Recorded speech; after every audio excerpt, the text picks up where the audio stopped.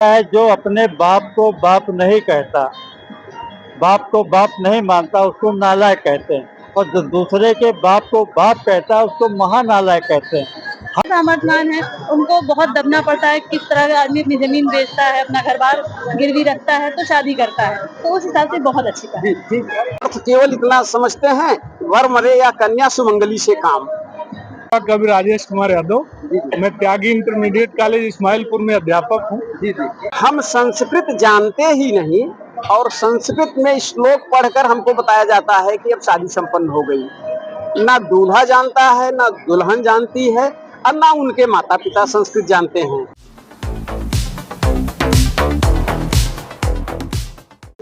ठीक है, नमस्कार, मैं अरविंद कुमार, आप देख रहे हैं भारत राष्ट्र। आप दिखा दो कि इधर आदर्श विवाह उत्सव, सुनैना यादव, उसके बाद अखिलेश यादव इंजीनियर, यह बहुत ही अनोखी शादी हो रही है। बहुत सारे मंत्रोच्चार के साथ शादियां होती है, आपने पूरे भारतवर्ष में देखा होगा। लेकिन लालमणि यादव जी के मैं घर पर उपस्थित हूं और इनको मैं बहुत पहले से जानता भी हूं कि वो जो है वैज्ञानिक सोच के व्यक्ति हैं। आप इनके क्या लगते हैं, पहले तो आप बताइए, पूरा परिचय बताइए आप। मैं राजेश कुमार यादव, मैं युवा कवि राजेश कुमार यादव, मैं त्यागी इंटरमीडिएट कॉलेज इस्माइलपुर में अध्यापक हूँ। और मैं इस शुभ अवसर के लिए हरिवंश राय बच्चन जी की पंक्तियां मुझे याद आ रही हैं, मैं उन्हें सुनाना चाहता हूँ कि अनगिनत राही गए इस राह से उनका पता क्या, अनगिनत राही गए इस राह से उनका पता क्या, पर गए कुछ लोग इस पर छोड़ पैरों की निशानी, और यह निशानी मूक होकर भी बहुत कुछ बोलती है। तो खोल इसका अर्थ पंथी, पंथ का अनुमान कर ले, पूर्व चलने के बटोही बाट की पहचान कर ले। निश्चित तौर पर आज मेरे भाई लालमणि यादव जी ने जो ये आदर्श विवाह उत्सव किया है, ये अत्यंत प्रशंसनीय है और ये समाज के लिए एक प्रेरणा का स्रोत रहेगा। अच्छा, यह बदलाव देख करके आपको कैसे लगे कि जो समाज में मैसेज जा रहा है लालमणि यादव जी के द्वारा, क्योंकि ओबीसी समाज में बहुत सारे भी जो इस रूढ़िवादी परंपरा को मानते चले आ रहे हैं, उसको उन्होंने तोड़ दिया इस शादी को रख करके, तो आपको कैसे फील हो रहा है? नहीं, ये बहुत ही प्रशंसनीय कदम है और मैं समझता हूँ कि अब आजकल के दौर में जो बिना पैसे के शादियां नहीं हो रही, गरीब आदमी जो है बेचारा शादी करने के लिए वो सोच रहा है, दिन रात इसी चिंता में लगा रहता है कि हम अपनी बेटी की शादी कैसे करें, बेटों की शादी कैसे करें, क्योंकि उसके पास उतना देने के लिए, दहेज के लिए खर्च नहीं है, पैसे नहीं है, तो वो परेशान होता है। आजकल तो शादियों में एक फैशन हो गया है डीजे का, और आप देखिए कि यहाँ किस तरीके से शांतिपूर्ण तरीके से शादी हो रही है। मुझे सबसे बड़ी खुशी है और ये एक बदलाव की आहट, और ये आहट लंबे वर्षों तक गूंजेगी। जी, थैंक यू। आपसे इधर मैडम से हम बात करेंगे। मैडम, क्या नाम हुआ आपका?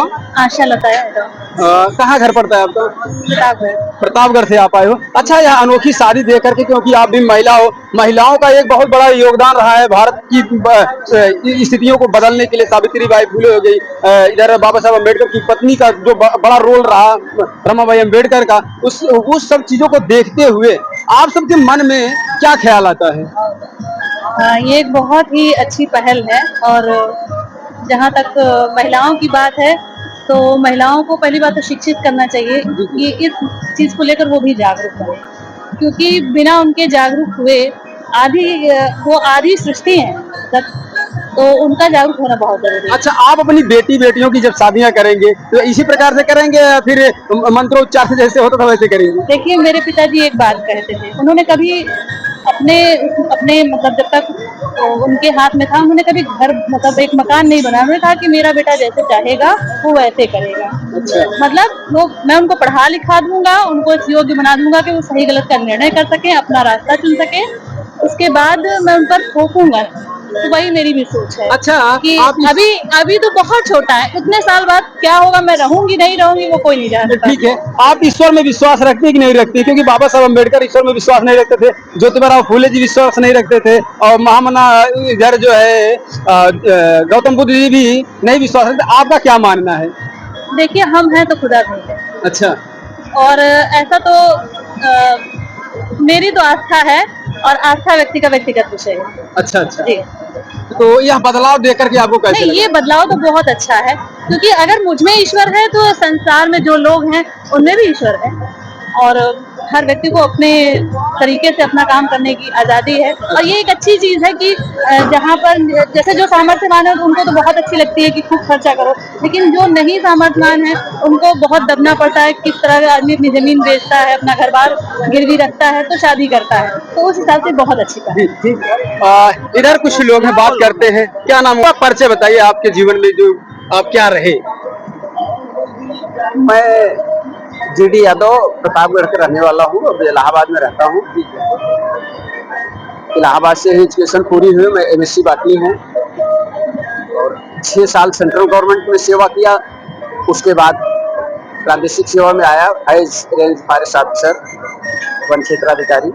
अच्छा, जो आप यहाँ पर देख रहे हो कि बहुत शादियां आपने अपने जीवन में देखी होगी, मंत्रोच्चार से होता था, लेकिन यहाँ का जो बदलाव देखा जा रहा है, भारतीय संविधान के द्वारा शादियां होगी, उसको आप कैसे देखते हो?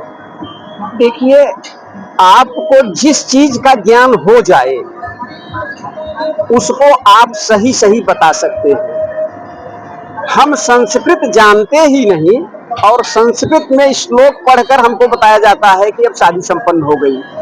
ना दूल्हा जानता है, ना दुल्हन जानती है, और ना उनके माता पिता संस्कृत जानते हैं।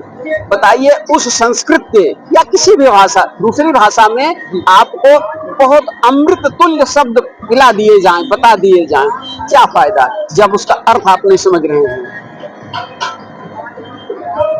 अर्थ केवल इतना समझते हैं, वर मरे या कन्या सुमंगली से काम, इसको भी लास्ट में सुना देते हैं पंडित जी। तो उस चीज को मैं नहीं समझता, जब तक नहीं समझता था तब तक सारी शादियां, हमारे भी आधा दर्जन बच्चों की शादी तो वैसे ही हुई। अच्छा। लेकिन मुझे जब समझ में आया तो मैंने अपनी बेटी की शादी संवैधानिक रीति रिवाज से की, और वो भी सुखी है, मैं भी सुखी हूँ। और हमारे इधर जो लालमणि यादव ने जो इस तरीके से कार्यक्रम रखा, उनको क्या कहेंगे आप? जो हमारे ऑडियंस देख रहे हैं उनके लिए क्या कहेंगे आप? एक शब्द कहें, साधुवाद, साधुवाद, साधुवाद। बहुत बहुत धन्यवाद आपका।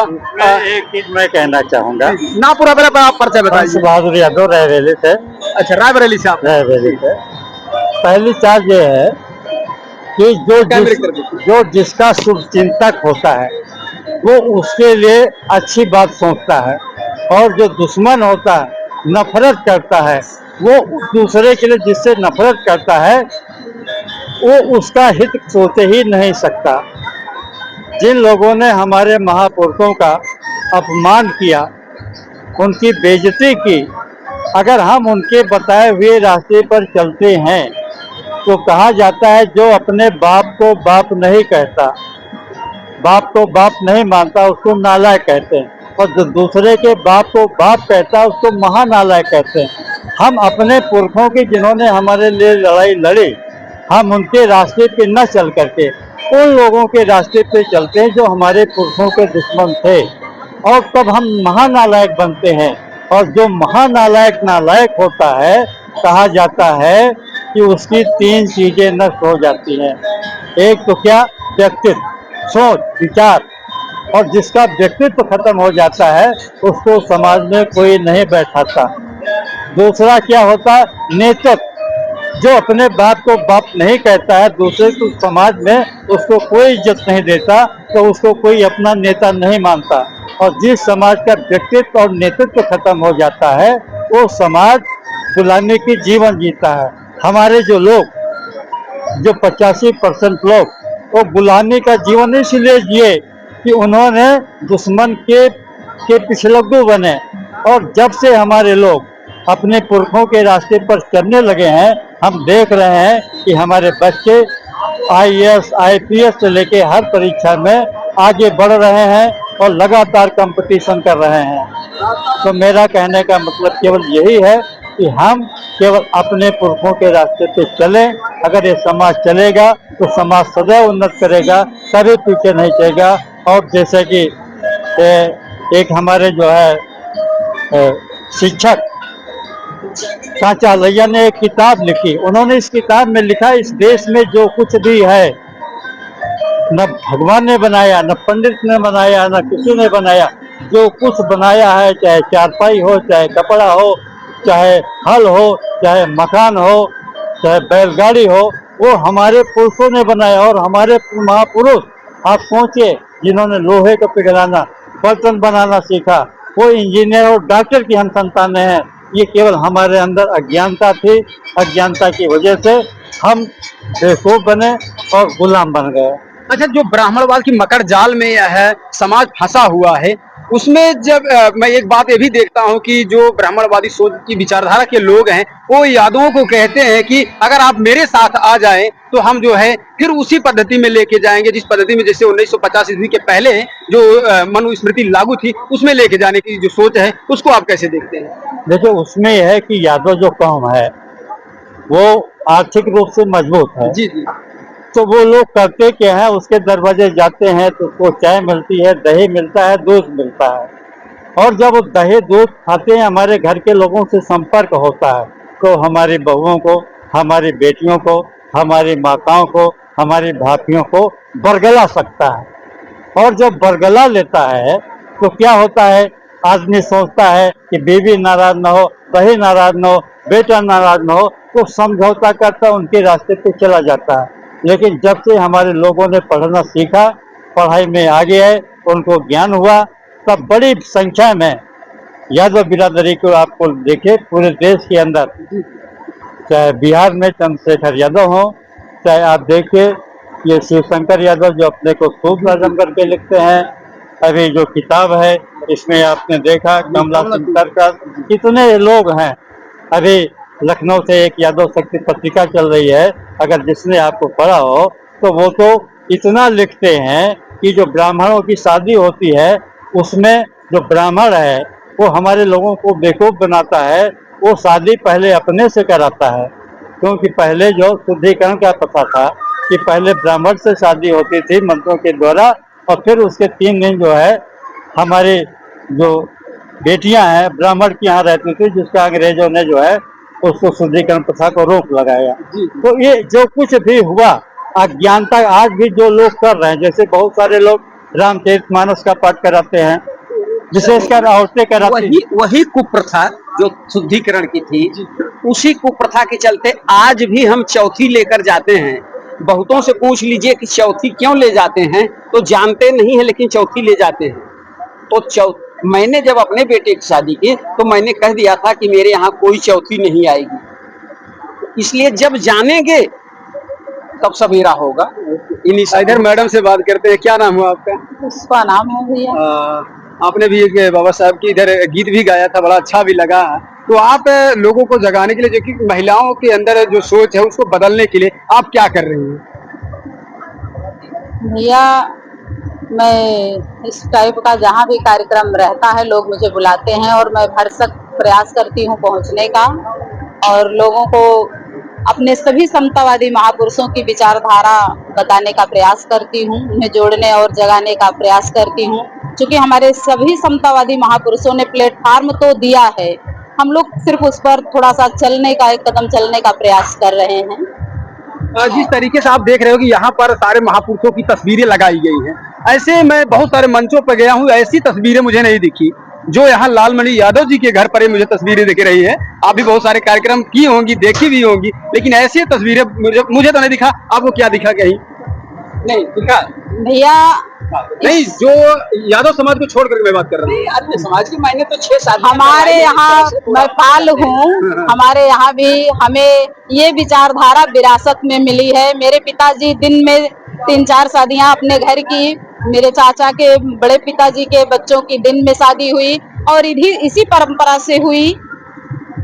बहुत इधर संविधान की प्रस्तावना और बौद्धिक वैज्ञानिक तार्किक दृष्टिकोण से हुई शादियां संपन्न हुई। और लड़कियों की भी शादी, बारात आती थी तो अपने घर पर पूरा ऐसे संवैधानिक तरीके से शादियां सब संपन्न हुई हैं। तो इसी तरह से मंडप जो यहाँ पर बना हुआ है, सारे समतावादी महापुरुषों से भरा पूरा ऐसे ही सजाया जाता है। और महापुरुषों की विचारधारा जो है भैया, वो कहीं से किसी भी एंगल से कटने वाली नहीं है। क्योंकि मानवतावादी बुद्ध की जो सोच थी उसी को लेकर सारे महापुरुष जो समतावादी रहे हैं लेकर चले हैं, और उसी पर चलने का जैसे कि लालमणि भैया जी प्रयास कर रहे हैं, उसी तरह से सभी लोग करें, जो भी जानने का प्रयास करें और उस विचारधारा पर चलने का प्रयास करें। यही हमारा वास्तविक धम्म है। आप भारत राष्ट्र चैनल पर जिन लोगों के आपने विचार सुना, आप कमेंट बॉक्स में अपनी प्रतिक्रिया अवश्य दें। मैं मिलता हूं नेक्स्ट वीडियो में, तब तक देखते रहिए भारत राष्ट्र। जय भीम, जय भारत, जय संविधान।